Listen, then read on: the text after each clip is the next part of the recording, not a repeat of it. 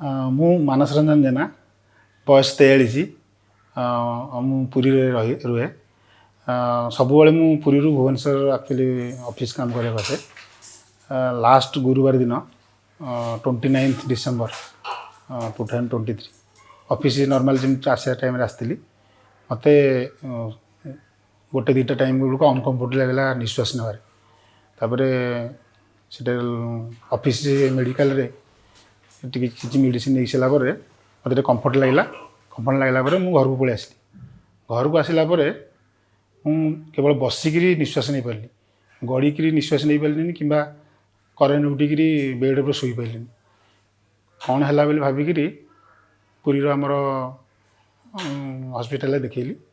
ଦେଖିଲା ପରେ ସେଠି କହିଲେ ଯେ କିଛି ନାହିଁ, ମେଡ଼ିସିନ୍ ଦେଲା ପରେ ମୋତେ ଟିକେ କମ୍ଫର୍ଟ ଲାଗିଲା। ପୁଣି ଘରକୁ ଆସିଲି। ଘରକୁ ଆସିବାର ଘଣ୍ଟେ ଖଣ୍ଡେ ଯାଇଛି, ବହୁତ ଜୋରରେ ମୋତେ ନିଶ୍ୱାସ ନେବାରେ ପୁରା ଅସୁବିଧା ହେଲା। ଏମିତିକି ଆଗରୁ ବସିକିରି ନେଇପାରୁଥିଲି ନିଶ୍ୱାସ, କିନ୍ତୁ 7ଟା 8ଟା ପରେ ମୁଁ ଟୋଟାଲ୍ ଆଉ ବସିକିରି କିମ୍ବା ଶୋଇକିରି ଟୋଟାଲ୍ ଆଉ ନିଶ୍ୱାସ ନେବାକୁ ମୋତେ କଷ୍ଟ ହେଲା। ପୁଣି ଆଉଥରେ ହସ୍ପିଟାଲ ଗଲା ପରେ ଘରେ ବସିଛି ଚେୟାର ଉପରେ, ମୋତେ ଲାଗିଲା ଯେ ମୁଁ ବେହୋସ ହେଇଗଲି। ଘର ଲୋକ ସବୁ ଦେଖିଲେ ଯେ ବେହୋସ ହେଇଯାଉଛନ୍ତି। ଇମିଡ଼ିଏଟଲି ଆମେ ପୁଣି ପୁରୀ ହସ୍ପିଟାଲରେ ଆମେ ଦେଖା କଲୁ। ପୁରୀ ହସ୍ପିଟାଲ ଦେଖାଗଲା ପରେ ଯେହେତୁ ମୁଁ ନିଶ୍ୱାସ ନେଇପାରୁନଥିଲି, ସେମାନେ ସସ୍ପେକ୍ଟ କଲେ ଯେ ବୋଧେ ହାର୍ଟ ଆଟାକ୍ ହେଇଛି, ତେଣୁ ଆମକୁ ସେ ରିଫର୍ କରିଦେଲେ। ସମ୍ଭବ ଆମେ ଆସିକି କେଆର୍ ହସ୍ପିଟାଲରେ ପହଞ୍ଚିଲୁ। କେଆର୍ ହସ୍ପିଟାଲ ଇମର୍ଜେନ୍ସି ୱାର୍ଡ଼ରେ ଇମିଡ଼ିଏଟଲି ମୋତେ ଦେଖିଲା ପରେ ଯେହେତୁ ମୁଁ କହୁଥିଲି ଶ୍ୱାସ ନେଇପାରୁନି, ତେଣୁ ସେମାନେ କାର୍ଡ଼ିଓ ରିଲେଟେଡ଼୍ ଇସ୍ୟୁ ଭାବିକିରି କାର୍ଡ଼ିଓ ରିଲେଟେଡ଼୍ ଟ୍ରିଟମେଣ୍ଟ ଷ୍ଟାର୍ଟ କଲେ। ସବୁଗୁଡ଼ାକ ନର୍ମାଲ୍ ଆସିଲା। ନର୍ମାଲ୍ ଆସିଲା ପରେ ବି ମୋତେ ଶ୍ୱାସ ନେବାରେ ଅସୁବିଧା ହେଉଥିଲା। ତାପରେ ମୁଁ ବିକ୍ରମ ସାର୍ଙ୍କୁ ଦେଖାହେଲି। ବିକ୍ରମ ସାର୍ ସଜେଷ୍ଟ କଲେ ଯେ ବୋଧହୁଏ ବ୍ଲକେଜ୍ କିଛି ଅଛି, ଗୋଟେ ଆଞ୍ଜିଓଗ୍ରାମ କରିଦେବା।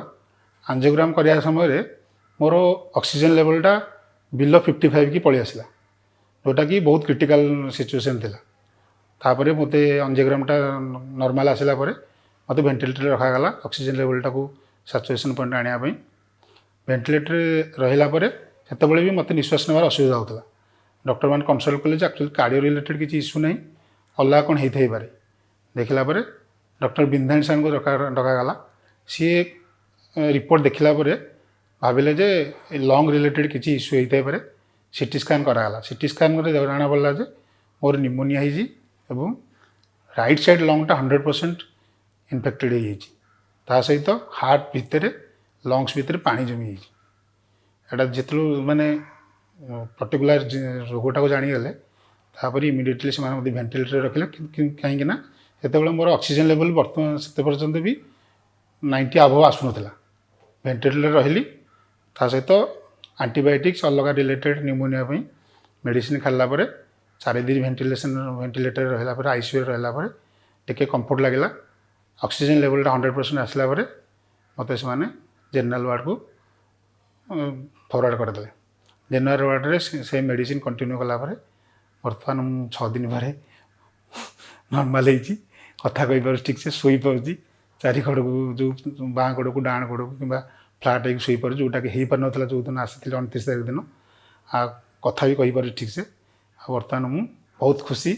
କେଆର୍ ହସ୍ପିଟାଲର ସବୁ ଡକ୍ଟରମାନେ, ଦିଦିମାନେ ଏବଂ ଯେଉଁ ଷ୍ଟାଫ୍ ମାନେ ସପୋର୍ଟ କଲେ, ସେମାନଙ୍କ ଦୟାରୁ ବର୍ତ୍ତମାନ ମୁଁ ଭଲ ହେଇକି ଯାଉଛି। ବହୁତ ମୁଁ ଖୁସି। ମୁଁ doctor Damodar Bindhani, clinical director, department of pulmonary medicine, consultant, senior consultant pulmonologist, sleep medicine and critical care. मोर patient Manas Jena, age of 42 years, male. से आसीथिले सीवियर चेस्ट पेन, ब्रेथलेसनेस आउ लो ग्रेड फीवर, जोटा कि अनएक्सप्लेन्ड फीवर, जोटे एत टेम्परेचर रेकर्ड हो पार नाला, किंतु से आसला बेलू सीवियर चेस्ट पेन, ब्रेथलेसनेस जो आम आईसीयू रे एडमिशन कलु।